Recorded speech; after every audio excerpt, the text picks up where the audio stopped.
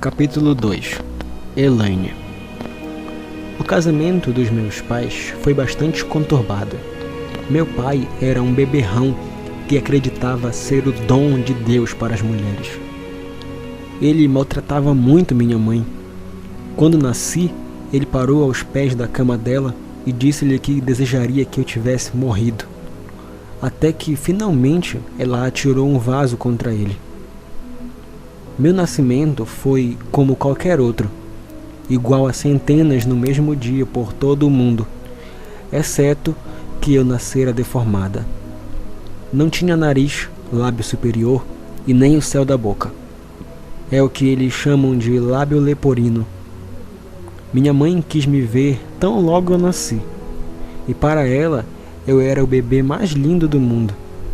Sua primeira pergunta fora: ela poderá ser operada? Ela era muito pobre. Não tinha dinheiro e nem meios para consegui-lo. Naquela época, os programas destinados à população carente não eram acessíveis como hoje. Mas mesmo assim, minha mãe não era o tipo de pessoa que desistia facilmente só pelo fato de ser pobre. Aconteceu que no mesmo hospital havia uma enfermeira chamada Ellen. Ela dera assistência ao meu nascimento e, no mais, sabia da situação da minha mãe e também dos maus tratos do meu pai. Ellen não era uma pessoa comum. Era uma poderosa bruxa, membro de uma seita que, apesar de pouco conhecida, se tornou uma das mais poderosas em nosso país. Os membros dessa comunidade prestam uma espécie de culto e adoração a Satanás e chamam a si mesmos de a Irmandade. Ellen era naquele tempo o que eles denominavam em seus cultos de a pessoa do contato. O contato dela com minha mãe iria afetar não só todo o resto da minha vida, como o de Rebecca também. No dia seguinte ao meu nascimento, Ellen aproximou-se da minha mãe com uma proposta. Se minha mãe permitisse que ela pegasse uma pequena quantidade do meu sangue, ela e suas amigas providenciariam todos os recursos financeiros e a ajuda necessária para a obtenção da melhor cirurgia e cuidados médicos disponíveis. Mamãe não conseguia entender por que ela oferecia tanto em troca de tão pouco. Porém, como não houvesse outro recurso para uma situação desesperadora como a nossa, e ainda Ellen assegurando-lhe o tempo todo que não me causaria mal algum, mamãe finalmente aceitou a proposta. Ellen era uma jovem senhora atraente, que parecia genuinamente sincera e preocupada no desejo de ajudar tanto minha mãe como eu. O que ela não explicara para minha mãe é que o meu sangue era uma importante venda. O pequeno recipiente contendo o meu sangue foi levado e dado a uma outra mulher chamada Grace. Ela fazia parte da seita satânica. Lá era conhecida como uma sacerdotisa superior. A venda do meu sangue daria a ela maior poder, vigor e uma posição mais elevada na seita. Ellen também obteve maior poder com a transação. O sangue fora levado por Ellen e dado a Grace, que durante a cerimônia bebera do meu sangue. Isto fez com que ela e Satanás tomassem posse de mim. Assim, a partir daquele momento, eu ficara exposta à entrada de muitos demônios. Grace, sob a orientação do diabo, enviou especificamente para o meu corpo diversos demônios que mudariam minha vida, personalidade e futuro. Mamãe, não sendo cristã, jamais poderia imaginar que o que ela fizera iria me tornar uma pessoa marcada, cuidadosamente vigiada pelos satanistas. Mais tarde, como resultado, o meu próprio envolvimento na seita.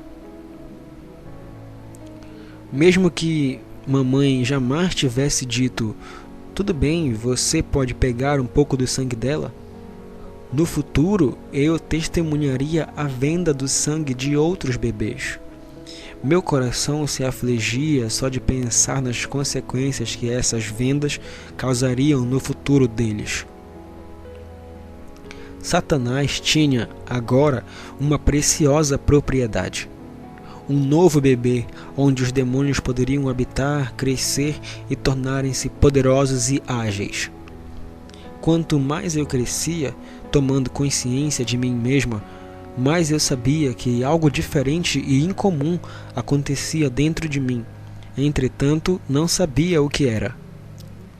4 dias após o meu nascimento, disseram à minha mãe que ela poderia levar-me a um hospital infantil perto dali.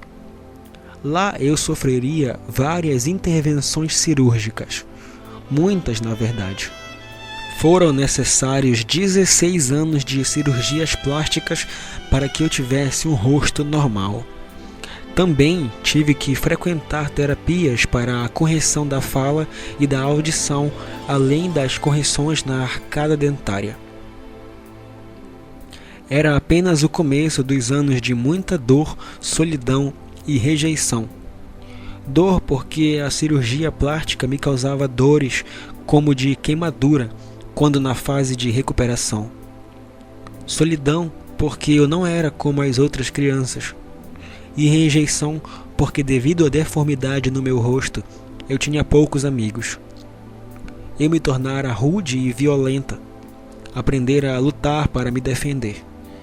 As interrupções na escola devido às cirurgias desfaziam os meus círculos de amizade.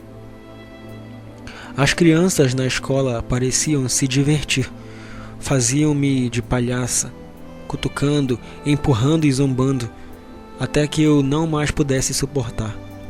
Mudávamos de escola para escola. Eu não frequentava a mesma 2 anos consecutivos. Meus pais achavam bom que eu não tivesse de enfrentar o mesmo grupo de crianças no ano seguinte. Porém, eu vivia a mesma situação. Acontecia o mesmo em cada escola. Um ano após outro de agonia. Nada, absolutamente nada mudava. Mamãe casou-se novamente após o meu nascimento. Os meus pais não iam à igreja e não me negavam o direito de ir, mas não iam. Ficavam esperando um pelo outro e assim nenhum dos dois dava o primeiro passo. Finalmente eu me juntei a um grupo da igreja. Era um grupo ativo da igreja pentecostal. Eu tinha 16 anos e fora aceita na mocidade porque sabia cantar, tocar guitarra e bateria. Eu possuía muitos talentos, habilidade musical, assim como habilidades artísticas. Foi uma época feliz, embora durasse pouco. Enquanto eu crescia, descobri que possuía poderes inexplicáveis, entretanto não sabia de onde eles vinham, o que eram ou o que fazer com eles. Algumas pessoas me disseram que eu tinha dons especiais. Tenho uma tia que conhece profundamente a bruxaria e o espiritismo. Ela costumava atrair as crianças para exibir jogos ocultos e eu demonstrava habilidades superiores com as cartas, tarô, etc. Na adolescência, constatei uma enorme habilidade para influenciar outros e fazê-los agirem de acordo com minha vontade. A minha força física era incomum. Lembro-me de que no primeiro ano da escola secundária, depois da aula de ginástica, uma garota lésbica tentou abusar de mim. Fiquei tão furiosa que quase a afoguei no vaso sanitário. Ela era bem maior do que eu, e se não fosse a intervenção de alguns adultos, eu a teria matado. Permaneci na mesma escola todo o 2º grau. Meus colegas zombavam de mim, e a pior coisa do mundo nessa idade é ver que seus companheiros, além de abusarem, zombam de você. Eu chegara ao ponto de não mais suportar a situação.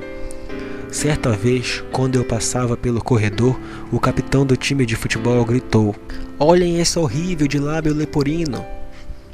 Recordo-me de haver jogado os livros no chão e avançado na direção dele. O que consegui recordar depois foram os 5 professores tentando tirar-me de cima dele. Eu quase o matara. Deixei-o de nariz quebrado, assim como o queixo e inúmeros ossos da face. A minha força era sobrenatural. Naquele tempo, o garoto pesava cerca de 100 quilos e eu não passava dos 50 quilos. Mesmo assim, não sofri sequer um arranhão, nem nos punhos. A força parecia de mau agouro, entretanto eu gostava. Ela era o único jeito de ter paz e ninguém podia me maltratar. Hoje vejo de forma diferente, mas na época ela era o único meio de ter um pouco de paz. Amava aquela força mesmo não sabendo de onde vinha, e o que eu queria era conseguir mais.